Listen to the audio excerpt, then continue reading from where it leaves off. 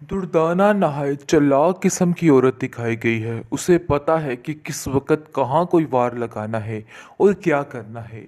आप देखिएगा कि किस तरीके से वो आयमा को कहती है कि अब वक़्त आ चुका है कि हमें यानी कि हमें फ़ाखरा को अपनी मुट्ठी में करना है। यानी जो कुछ हुआ उन चीज़ों का हिसाब लेना है।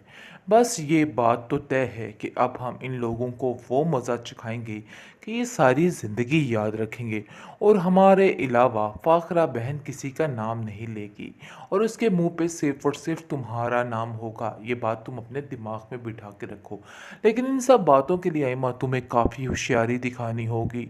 इसी तरह से काम नहीं चलेगा। तुम्हें थोड़ा होशियार होना पड़ेगा और थोड़ी चालाकी के साथ सब कुछ करना पड़ेगा। इसलिए आप देखेंगे कि वो भी चालाकी के साथ-साथ अपनी बेटी को सिखा रही है कि तुम सबका दिल जीतो। आगे से एम्मा कहती है कि कुछ लोग तो ऐसे हैं जो मुझसे शदीद नफ़रत करते हैं। यानी कि वो मेरी असल हकीकत जानते हैं कि मैं क्या चाहती हूँ। इसलिए वो कभी भी मेरे साथ मेरी हिमायत नहीं करेंगे। खैर आप देखेंगे कि बहुत ज़्यादा परेशान हो चुकी है फ़ाखरा, क्योंकि उसको समझ आ रही है कि उसके हाथों से सब कुछ निकलता जा रहा है और उसके हाथ में कुछ भी बाकी नहीं रहा। इस बात की टेंशन ने उसको बहुत परेशान कर दी है और वो सोच रही है कि आखिर वो क्या करे। लेकिन दुर्दाना उसके पास आती है और कहती है कि आप फ़िक्र मत करें बाजी, हर कोई आपके ख़िलाफ़ हो जाए लेकिन हमें कोई फ़र्क नहीं पड़ता। असल बात तो ये है कि अब हम किसी को कोई खातिर में नहीं लाएंगे। यानी कि आपको थोड़ा अपनी ज़िद और हठधर्मी दिखानी पड़ेगी। अरे आप तो बिल्कुल ढीली पड़ चुकी हैं और आपको बिल्कुल भी कुछ पता नहीं चल रहा कि आपको क्या करना है और क्या नहीं करना है। अपने आप को थोड़ा ठीक कीजिए। इन लोगों पर थोड़ा अपना रौब और दबदबा रखिए, क्योंकि ऐसे तो मामला काफ़ी ख़राब हो जाएगा। मुझे नहीं लगता ऐसे कुछ भी ठीक हो सकता है। तो सोच समझ लेता है। इतनी उल्टी बातें करके उस बेचारी का क्यों आप दिल जला रही हैं? आगे ही आपने उसके साथ बहुत ज़्यादा ज़्यादती की है। मज़ीद कोई भी ऐसी ज़्यादती मैं उसके साथ नहीं होने दूँगा। बस मैंने ये फ़ैसला कर लिया है।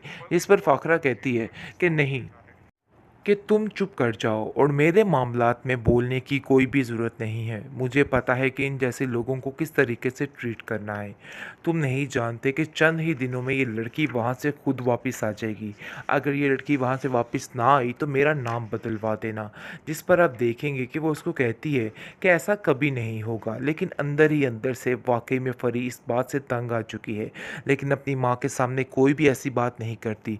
लेकिन ये बात अपनी माँ से कह जाती है कि आपने जो कुछ किया है बहुत सख्त ज़्यादती की है। आपको ऐसा हरगिज़ नहीं करना चाहिए था। पता नहीं आप किस किस्म की माँ हैं, मुझे तो कुछ समझ नहीं आ रहा है। आखिर कोई किसी के साथ ऐसे भी कर सकता है? जिस पर फ़ाखरा कहती है कि मुझ पर ये इल्ज़ामात लगाने बंद कर दो। शायद तुम गलती पर हो, तुम्हें पता है कि तुमने जो कुछ किया है इन सब बातों में सिर्फ़ और सिर्फ़ तुम्हारा कसूर है और तुम मुझे इस तरह से ताने-तिछने नहीं कर सकती हो। बस मैं तुम्हें इतनी बात समझाना चाहती हूँ कि आइंदा से कभी भी इधर का रुख दोबारा मत करना। ऐनी काफ़ी परेशान हो जाती है करके ये हालात देख के और कहती है कि अब कैसी बातें कर रही हैं। देखिए घर आई बेटी के साथ इस तरह से सलूक नहीं किया जाता है। ये सरासर ज़्यादती है। आपको कुछ तो सोचना होगा, कुछ तो लिहाज़ कीजिए। जिस पर वो उसको साफ-साफ कह देती है कि तुम अपनी ज़ुबान को थोड़ा कंट्रोल में करो और तुम आजकल कुछ ज़्यादा ही मेरे मामलात में बोलने लग गई हो। लेकिन आप देखेंगे कि आयमा जो है वो अपनी खाला जान का साथ देती हुई नज़र आ रही है और कहती है कि आप जैसा कह रही हैं, जो कह रही हैं बिल्कुल ठीक है। आपका हर बाहर बिल्कुल ठीक है, क्योंकि मैं जानती हूँ कि ये सब लोग मिलकर आपसे धोखा कर रहे हैं और आप पर तरह-तरह के इल्ज़ामात लगाने की कोशिश कर रहे हैं। लेकिन आप बिल्कुल ठीक कह रही हैं। अपनी बेटियों की ये हालत देखकर कोई हाल नहीं रह गया एनी की माँ का, और वो कहती है कि मैं जब भी देखती हूँ इमल को ऐसे तो मेरा दिल कुढ़ता रहता है और कुछ समझ नहीं आती कि आखिर इसके लिए क्या करूँ, क्योंकि मैं जानती हूँ कि मैं इसके लिए कुछ भी नहीं कर सकती। लेकिन अफसोस इस बात का रहेगा कि शहरयार ने जो कुछ किया वो बहुत ज़्यादा बुरा किया है। इस पर वो कहती है कि मैं जानती हूँ ये सारी बातें, लेकिन हकीकत ये है कि अब इसको खुद भी आगे होना पड़ेगा और खुद ही इसको सब कुछ करना पड़ेगा, क्योंकि मैंने बहुत कोशिश करके देख ली और सब घर वालों से बात की, लेकिन दुर्दाना खाला अंदर आकर कोई ना कोई ऐसी टोक लगा देती हैं जिसकी वजह से सारे मामलात दरे के दरे रह जाते हैं। मुझे तो समझ ही नहीं आ रही। मुझे तो ऐसा लग रहा है कि उन लोगों का दिमाग भरने में सिर्फ और सिर्फ दुर्दाना खाला का हाथ है और वो ये नहीं चाहती हैं कि कुछ भी अच्छा हो। इसलिए आप देखेंगे कि वो समझाने की कोशिश कर रही है कि उसको शहरयार भाई से बना के रखनी पड़ेगी।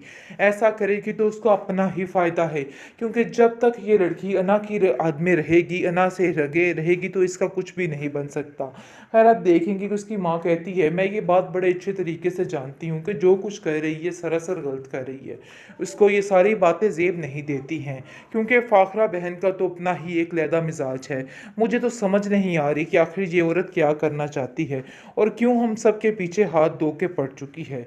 क्योंकि आप देखेंगे कि फरी जिस तरीके से अपनी माँ के आड़े आ चुकी है और उसको हर चीज़ में सेट करने की कोशिश कर रही है, ये बात फ़ाखरा के लिए नाकाबिले बर्दाश्त होती जा रही है और उसको ऐसा लग रहा है कि जैसा सब कुछ उसके हाथों से निकलता जा रहा है, जिसकी वजह से उसकी परेशानी में बहुत ज़्यादा इजाफा हो रहा है।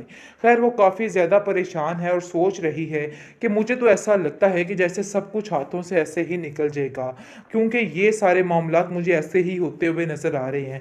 जिस पर दुर्दाना कहती है कि आपको बड़ी एहतियात से चलना होगा, क्योंकि ये सारे मामलात मुझे कुछ बेहतर नहीं लग रहे और ऐसा लग रहा है कि जैसे काम मज़ीद ख़राब ही होगा। आगे से आप देखेंगे कि दुर्दाना जैसे ही इसको समझाती है और वो कहती है कि नहीं, अभी भी मुझे बाजी को हारना नहीं है, बल्कि इस बाजी को जीत कर ही सांस लेना है। इसलिए बेहतर यही है कि कोई भी मेरे मामलात में दखल अंदाजी ना करे। मैं खुद बहुत ज़्यादा तंग आ चुकी हूँ रोज़ की चिक चिक से। अब इसका मतलब ये थोड़ा है कि हर बात मान ली जाए, क्योंकि मैंने अपने तीनों बच्चों की बातें मान के बहुत ही बड़ी गलती कर दी है। मुझे तो ऐसा लगता है कि मुझे ऐसा कभी करना ही नहीं चाहिए था, क्योंकि अब सब मेरे हाथों से बाहर निकल चुके हैं और कुछ भी पता नहीं चल रहा कि आखिर ये चाहते क्या हैं और क्या करना चाह रहे हैं, क्योंकि ये लोग दिन ब दिन हद से ज़्यादा बढ़ते जा रहे हैं। आए दिन इन लोगों की कोई ऐसी नई फरमाइश सामने आ जाती है जिसकी वजह से मामलात काफ़ी ख़राब हो जाते हैं। मुझे तो लगता है कि अब इन लोगों से खुद ही निपटना पड़ेगा और इन लोगों को खुद ही तरीके से हैंडल करना होगा। जिस पर दुर्दाना कहती है, आप फिक्र मत करें, आप इन सब चीज़ों में अकेली नहीं हैं। हालांकि फ़ाखरा ये नहीं जानती है कि इन सब चीज़ों में सबसे ज़्यादा बढ़ चढ़ कर हिस्सा जो ले रहा है वो ये औरत ही है, और इसकी वजह से ही घर के सारे माहौल जो हैं वो ख़राब हो रहे हैं, क्योंकि जो इसकी बेटी करना चाह रही है इस चीज़ का भी इसको अंदाज़ा नहीं है और वो समझ रही है कि वो बहुत ही अच्छी है और उसका साथ देगी। लेकिन वो ये नहीं जानती जिस एनी और एमल की वो सारी ज़िंदगी बातें करती आई है, वो उसके नज़दीक से भी नहीं छू कर गुजरी, यानी कि इस कदर चालाक लड़की है। लेकिन जब इसको इस बात का अंदाज़ा हो जाएगा तो वो खुद ही इसको भी हैंडल कर लेगी। बहरहाल आप देखेंगे फ़िलहाल तो उसको हर चीज़ अपनी अपने हाथों से जाती हुई नज़र आ रही है और वो काफ़ी ज़्यादा परेशान भी हो चुकी है कि आखिर उसको क्या करना चाहिए और क्या नहीं करना चाहिए। इस चीज़ की टेंशन ने उसका दिमाग ख़राब करके रख दिया है कि उसको समझ ही नहीं आ पा रही है, क्योंकि वो जिससे कोई भी बात करती है उस बात का उल्ट ही निकल आता है और उसको जैसा लग रहा है कि हर कोई उसका दुश्मन बन चुका है।